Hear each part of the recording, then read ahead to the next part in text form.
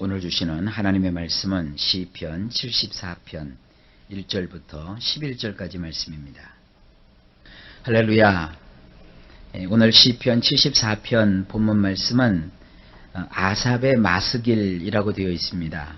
이 아삽이라는 사람이 성경에 몇 명 등장하기는 하는데 시편 74편을 기록한 아삽이 누군지는 정확하게 알려져 있지는 않습니다. 근데 이 분위기를 쭉 보니까 이것은 지금 예루살렘 성전이 이방 족속들에 의해서 완전히 회파당한 그런 아주 끔찍하고 슬픈 이야기를 여기서 노래하고 있습니다. 노래라고 하는 것이 기쁠 때만 하는 것도 아니고 때로는 이 슬플 때 이 노래를 하게 됩니다. 그래서 이 노래를 슬플 때 하는 노래를 단조라고 하죠. 굉장히 시편 74편은 단조입니다. 하나님의 거하시는 성소, 하나님께서 그곳을 하나님이 임재하시겠다라고 정해놓으신 처소가 이방의 공격을 받고 완전하게 회파가 됩니다. 그 이유가 뭐냐 하면 이스라엘 백성들이 하나님의 성전에서 예배를 소홀히 하고 그리고 온갖 잡된 신들과 또 우상을 따랐기 때문에 하나님께서 그들을 징벌하신 것입니다. 하나님의 백성은 하나님이 지키십니다. 하나님의 백성은 군대가 지키는 게 아닙니다. 하나님의 백성은 군대가 가진 무기가 지키는 것이 아닙니다. 하나님의 백성은 하나님이 지켜주시는 것입니다. 이스라엘의 전쟁의 역사를 보게 되면 그들이 가진 무기를 가지고 이겼던 적이 없습니다. 그들이 가진 무기가 변변치 않았어도 하나님을 경외하고 하나님을 의지할 때 하나님께서는 그 적들을 다 흩어버리셨어요. 그래서 항상 이스라엘에게 평화를 주셨고 그들을 안정되게 이끌어 주셨습니다. 그런데도 이스라엘은 번번이 하나님을 멀리 떠납니다. 그러자 하나님께서는 선지자들을 보내셔서 이스라엘을 계속해서 경계하고 경고하고 타이르고 또 일러주고 그래도 소용이 없었습니다.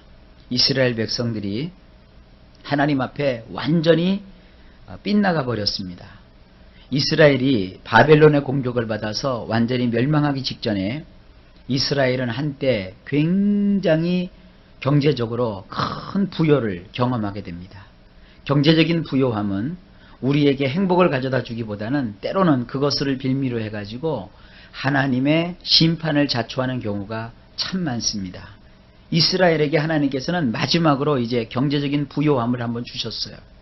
그랬더니 그 경제적인 부요함을 통하여 하나님을 경외하고 섬기는 것이 아니라 온갖 우상들을 사들이고 또 백성들이 그 돈 버는 일에 혈안이 되어서 하나님 섬기기를 멀리했습니다. 그럴 때 하나님께서는 예레미야를 통해서 예언을 하시죠. 너희가 언제까지 그렇게 패역하려느냐? 언제까지 내 앞에 돌아오려 하지 않느냐? 하면서 주님이 말씀하십니다. 너희들이 만약에 돌이켜 회개하지 아니하면 이방인들이 와서 너희의 의지하는 그 모든 것들을 다 없애버릴 것이다. 그리고 결국은 너희가 그렇게 자랑했던 하나님이 함께 하신다는 그 성전마저도 완전히 초토화가 될 것이다. 그리고 너희들은 다 포로로 끌려가서 이방 나라에서 수치와 함께 70년간 종살이를 하게 될 것이다. 그렇게 하나님께서 예언을 하십니다. 그런데 그 일이 그야말로 이루어졌어요. 그래서 예루살렘 성이 다 무너집니다. 성전이 다 회파됩니다. 그때 이 아삽이라는 분이 이 시편을 기록을 하는 것입니다.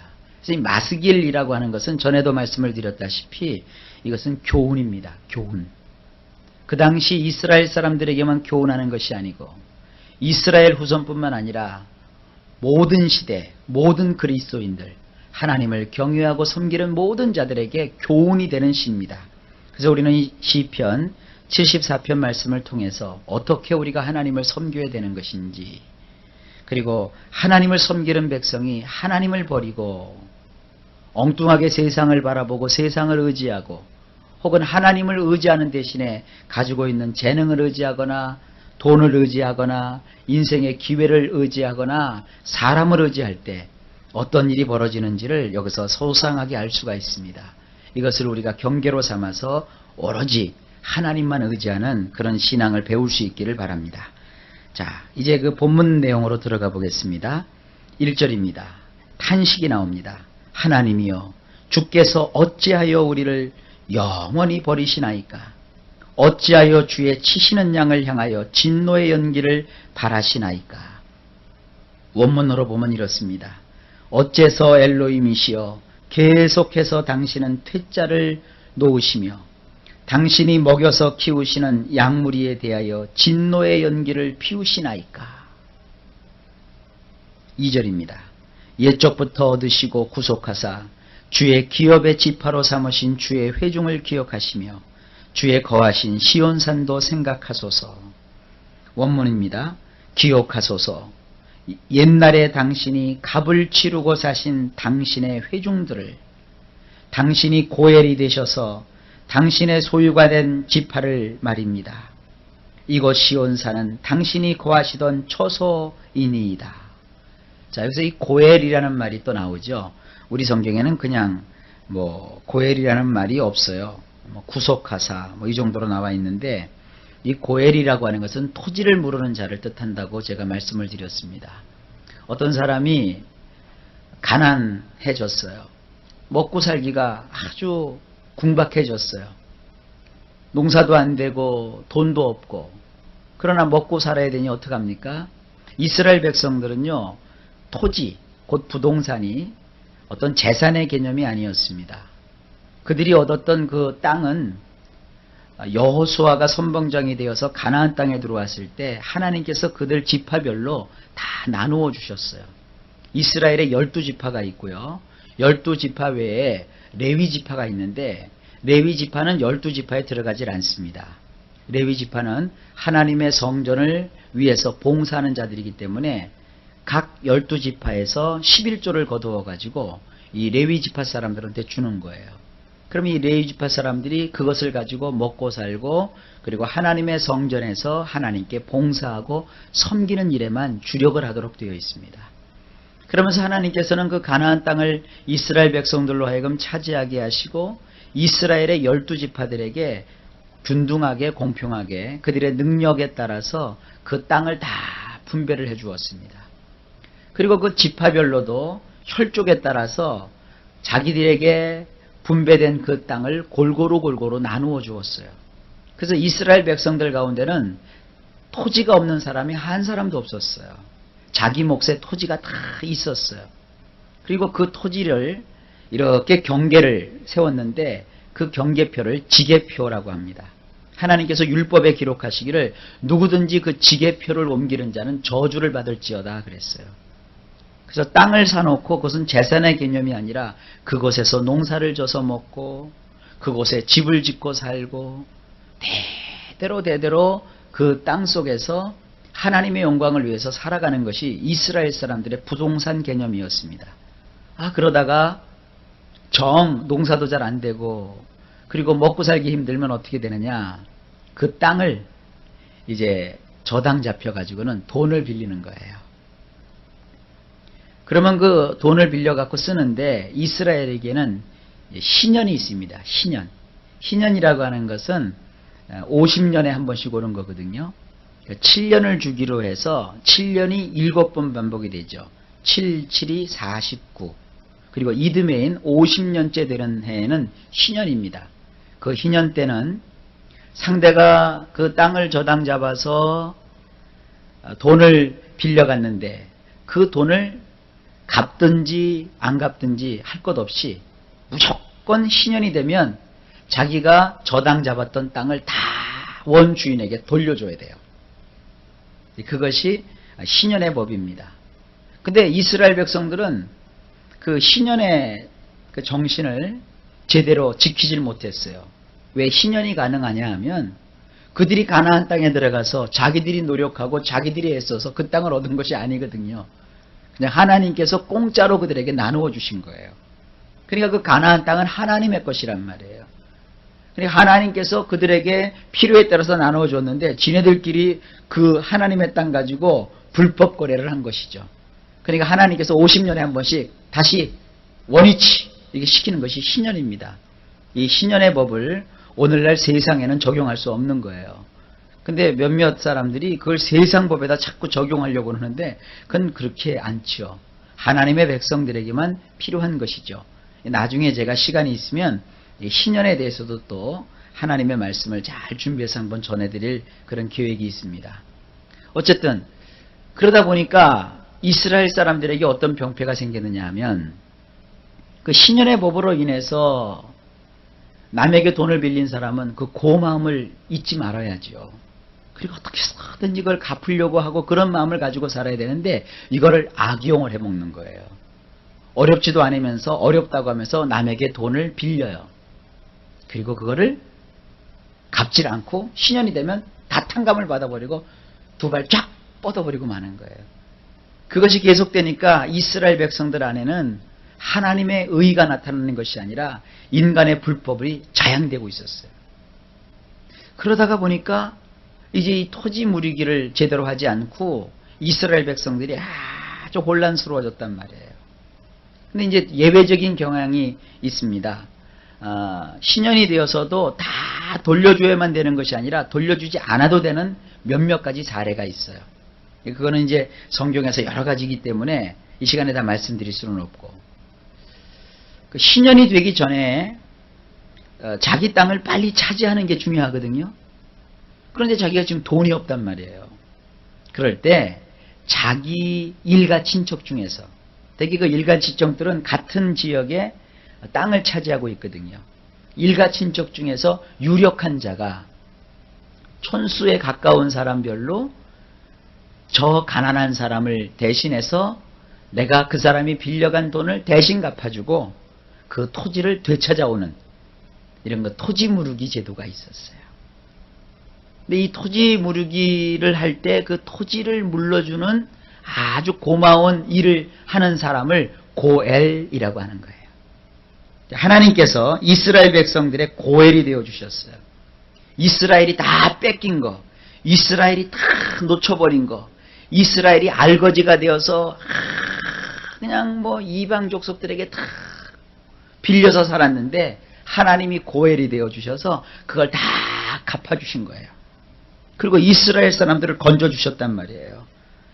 그런데도 이 은혜를 이스라엘 백성들이 망각을 한 거예요. 하나님께서 하나님이 친히 값을 치르고 사셨어요. 이스라엘 백성을. 그리고 하나님께서 고엘이 되어 주셔서 그 이스라엘 지파들을 온전히 하나님께서 세워주셨는데 이스라엘이 그것을 망각해버린 거예요. 지금 이 시편 기자가 말합니다. 이곳 시온산은 당신이 거하시던 장소였습니다. 근데 이제 그것이 다 회파돼 버린 것이죠. 배은망덕하고 은혜를 저버린 자에게 결국 남는 것은 뭐냐 하면 심판이에요. 하나님의 심판은 말이죠. 어느 날 갑자기 임하는 게 아닙니다. 은혜를 계속해서 주시고 기다리시고 또 참으시다가 어쩔 수 없어서 맨 마지막에 내리시는 것이 심판이에요. 그러니까 이 정도까지 가면 안 되죠. 그러니까 신앙인들이 얼른 인간이기 때문에 죄를 범할 수가 있거든요. 인간이기 때문에 실수할 수가 있거든요. 그럴 때 얼른 깨닫고 하나님께 돌아와서 천부의 의지 없어서 손들고 왔습니다. 하나님 다시 한번 나를 받아주십시오. 이래야 하나님의 은혜가 임하죠. 계속 하나님께로 멀리 가면 결국은 하나님께서 이스라엘을 치심처럼 그의 인생을 치신다는 거예요. 3절입니다. 영구히 파멸된 곳으로 주의 발을 드십소서. 원수가 성수에서 모든 악을 행하였나이다. 원문은 이렇게 되어 있습니다. 당신의 두 발을 번쩍 드셔서 영구히 황폐케 된 곳으로 향하소서. 원수가 온갖 나쁜 일을 거룩한 곳에서 자행하였나이다. 지금 이 시편 기자는 말이죠. 이미 하나님의 심판이 내려서 그들이 다 회파됐음에도 불구하고 다시 한번 하나님, 그렇지만 하나님 다시 한번 우리에게 은혜를 주십시오 하고 하나님께 구하고 있는 거예요. 혹시 인생을 살다가 하나님의 심판이 나에게 닥쳐서 내가 무너져 내렸다 할지라도 여전히 우리는 오직 할 수 있는 것은 한 가지뿐이에요. 하나님의 은혜를 다시 한번 구하는 거예요. 4절입니다. 주의 대적이 주의 회중에서 헌화하며 자기 길을 세워 표적을 삼았으니, 원문은 이렇습니다. 당신을 대항하는 자들이 당신이 정해놓으신 장소에서 으르렁거리며 자기들의 깃발들을 꽂아놓고 경고하였나이다. 이것이 이제 무너지는, 심판을 받아서 무너질 때 하나님께서 이방 민족을 그곳으로 보내시는 거예요. 그래서 그들이 심판을 당할 때의 모습을 지금 이야기하고 있는 것입니다. 5절입니다. 저희는 마치 도끼를 들어 삼림을 베는 사람 같으니이다. 원문은 이렇습니다. 그것은 마치 나무들이 울창한 숲속에 자루도끼를 치켜들고 들어온 것과 같나이다. 큰 도끼 한 자를 들고 와가지고 말이죠, 원수들이 울창한 숲에서 그냥 막 휘둘러대는 거예요. 그래갖고 닥치는 대로 막 나무를 다 잘라버리고 뽀개듯이 그렇게 하나님의 심판이 몰아닥친 거예요. 그 다음에 6절입니다. 이제 저희가 도끼와 철퇴로 성소의 모든 조각품을 쳐서 부수고, 원문은 이렇습니다. 이제 조각한 것들을 모조리 손도끼와 철퇴로 부숴버리나이다. 자, 여기 조각한 것들, 이것을 좋게 볼 것인가 나쁘게 볼 것인가 이렇게 생각할 수 있는데요, 하나님은 그런 얘기를 하셨어요. 그 어떤 형상이라도 너희들이 조각하여 만들지 말라 그러셨거든요. 그러니까 이스라엘 백성들이 하나님의 성소에다가 이 쓸데없는 짓들을 한 거예요. 돈이 있고 그들이 또 평화롭다 해가지고 거기다가 하나님이 원치 않는 조각들을 이렇게 새겨놨어요. 꾸며놓은 것이죠. 그러니까 하나님께서 이제 어떻게 하십니까? 이방 사람들의 손을 통해서 그들이 손도끼와 철퇴를 가지고 들어와갖고 그걸 하나님의 심판하는 손이 돼서 그걸 다 부숴버리신 거예요. 둘 중에 하나예요. 하나님 앞에서 잘못된 삶을 스스로 고치든지, 스스로 회개해서 하나님 앞에 서든지, 아니면 회개치 아니하면 하나님이 다른 손길을 통해서 그들이 손도끼와 철퇴를 가지고 와서 부숴버리게 하시든지, 둘 중에 하나예요. 물어보나 말하죠. 스스로 뉘우치고 돌아올 때 하나님께서 은혜를 베풀어 주시는 거예요. 이런 가르침은요, 참 교회에서 가르치기가 힘들고 어려워요. 왜냐하면 모든 사람들은 자기의 잘못을 발견하려고 하지 않거든요. 그러나 여러분, 우리는 은혜를 받은 자입니다. 은혜를 받았다는 게 뭐예요? 하나님 앞에서 자기 자신의 연약함을, 하나님이 원치 아니하시는 모습을 말씀으로 발견하고 그걸 스스로 하나님 앞에서 다 내려놓는 그런 인생을 우리가 살으라, 이렇게 교훈하고 있는 거예요. 그렇지 않으면 원수가 하나님 대신에 손도끼와 철퇴를 들고 와서 다 그것을 깨부숴버리는 것입니다. 그러니까 이렇게 되지 말라, 이렇게 교훈하고 있는 겁니다. 그래서 이게 마스길이에요. 7절. 주의 성소를 불사르며 주의 이름이 계신 곳을 더럽혀 땅에 엎었나이다. 원문이 이렇습니다. 그들은 당신의 성소를 불사르며 온 누리에 당신의 이름으로 세워진 거처를 모독하였나이다. 우리가 여러분 하나님 뜻대로 살지 않으면 우리가 창피를 당하는 게 아니라 하나님의 이름이 모욕을 당하십니다. 하나님의 얼굴에 우리가 먹칠을 하게 되는 것이에요. 그래서 이렇게 아삽이 마스기를 써서 우리에게 교훈하고 있는 거예요. 너희는 하나님의 뜻대로 살아라. 그것이 하나님의 영광을 나타내는 것입니다. 8절입니다. 저희의 마음에 이르기를 우리가 그것을 진멸하자 하고 이 땅에 있는 하나님의 모든 회당을 불살랐나이다. 원문은 이렇습니다. 그들이 그들의 마음으로 말하기를 우리가 연합하여 저들을 눌러버리자고 하였나이다. 그들은 땅에다가 하나님이 정해놓으신 곳을 모조리 불태웠나이다. 하나님께서 이 땅에다가 하나님이 정해놓으신 그와 같은 복된 처소가 있었는데 그거를 원수들이 와서 몽땅 불태워버렸어요. 우리의 인생이 하나님의 뜻대로 살지 않으면 이렇게 불타버리는 거예요. 얼마나 무시무시한 얘기입니까? 하나님은 은혜를 베푸시지만 이러한 경계 그리고 이러한 권고도 우리에게 하고 계신다는 사실을 잊으셔서는 안 됩니다. 9절입니다. 우리의 표적이 보이지 아니하며 선지자도 다시 없으며 이런 일이 얼마나 오래는지 우리 중에 아는 자도 없나이다. 원문은 이렇습니다. 우리의 깃발들을 우리는 볼 수 없게 되었고 선지자도 더 이상 없으며 얼마나 오래일런지 우리 가운데 아는 자가 아무도 없도다. 옛날 그 6.25 때 말이죠. 인천 상륙작전 해가지고 서울이 수복이 됐죠. 서울이 수복이 되니까 해병대 그 군인들이 태극기를 가지고 제일 먼저 경복궁이었나요? 거기 중앙청이죠. 중앙청 거기다가 깃발부터 꽂았잖아요. 그러니까 어디를 점령하면 깃발부터 꽂는 거예요. 그런데 보니까 완전히 점령이 당해가지고 깃발조차 없어져 버린 거예요. 그리고 하나님의 말씀을 전해주는 선지자도 이제 없는 거예요. 그리고 얼마나 이런 일이 오래됐는지 아는 자도 없다 그랬어요. 하나님이 하나님의 뜻대로 살지 아니하는 사람에게 징벌을 하시면 이런 일이 벌어지는 거예요. 우리 인생에 그렇게 의지했던 모든 것들이 다 사라져 버리는 것이고요.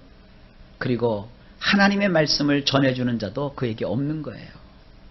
그리고 그 날이 언제 끝날는지 모르는 거예요. 10절입니다. 하나님이여 대적이 언제까지 회방하겠으며 원수가 주의 이름을 영원히 능욕하리이까. 원문은 이렇습니다. 엘로힘이시여 언제까지 대적이 능멸할 것입니까? 원수가 당신의 이름을 한도 없이 조롱할 것입니까? 11절입니다. 주께서 어찌하여 주의 손 곧 오른손을 거두시나이까? 주의 품에서 빼사 저희를 멸하소서. 원문은 이렇습니다. 어째서 당신의 손을 뒤로 빼시나이까? 당신의 오른손을 말입니다. 당신의 품속에서 빼사 끝장내 버려 주소서. 자, 그동안 하나님이 그 오른손으로 이스라엘을 붙잡고 계셨단 말이에요. 보호해 주셨단 말이에요. 근데 하나님이 그거를 쑥 돌이키셨어요. 그 손을 뒤로 빼버리셨어요. 그리고 감춰버리셨어요. 품속에다가 그 손을 집어넣어 버리셨어요. 그러니까 이 시편 기자가 호소하는 거예요. 하나님, 그 집어넣으셨던 손을 다시 좀 뽑아주세요. 그래서 다시 그 원수를 다 몰아내 주시고 우리를 다시 좀 살려주세요. 그런 얘기예요. 그러니까 오늘 이 시편 74편 1절로부터 우선 11절까지의 말씀이 뭐예요? 심판이 임했어요. 심판이 임한 원인이 뭐냐 하면 하나님의 말씀을 어긴 거예요. 그러자 하나님께서는 하나님이 직접 그들을 치시는 것이 아니라 그 손을 빼서 뒤로 감추시고 품속에 집어넣으시고 이방 족속을 일으켜서 이방 족속들이 손도끼와 철퇴를 가지고 그 안에 들어와서 그걸 다 때려 부수게 하시고 불태워 버리게 하시고 마치 힘센 장수가 큰 도끼를 갖고서 울창한 숲속에 들어가서 닥치는 대로 나무를 막 잘라내는 것처럼 이스라엘 그 예루살렘 성을 완전히 회파시켜 버리는 거예요. 심지어는 하나님이 거하신다고 했던 성전조차도 불타버리고 말았어요. 하나님께서 심판하실 때, 진노하실 때는 가차 없어요. 싹 하나님께서 썰어버리게 하신다고요. 그러면 다 끝난 것이냐? 그렇지 않습니다. 항상 하나님은 구루터기 은혜를 남겨두세요. 구루터기를 남겨두셔서 그 구루터기에 다시 싹이 돋게 하시는 거예요. 그래서 이 시편 기자가 우리에게 주는 교훈이 그겁니다. 첫째, 하나님 앞에서 먼저 빨리빨리 깨달아라. 깨닫지 않고 돌이키지 아니하면 하나님이 심판하신다. 둘째, 혹은 깨닫지 못해서 심판이 임했다 할지라도 하나님을 향하여 그 긍휼하심을 다시 구하라. 그럼 하나님이 어떻게 하시느냐? 이제 내일 12절부터 마지막 23절에 이제 그 말씀이 나옵니다. 하나님은 참 좋으신 하나님이십니다. 그 좋으신 하나님이시기 때문에 우리는 그 하나님의 은혜를 잊지 않고 늘 하나님 앞에서 정성껏 은혜롭게 하나님을 신실하게 믿는 그런 자들이 되어야 될 줄로 믿습니다. 하나님의 은혜 속에 우리 모두가 영원토록 거하시사 이런 심판이 없기를 예수님의 이름으로 축복합니다.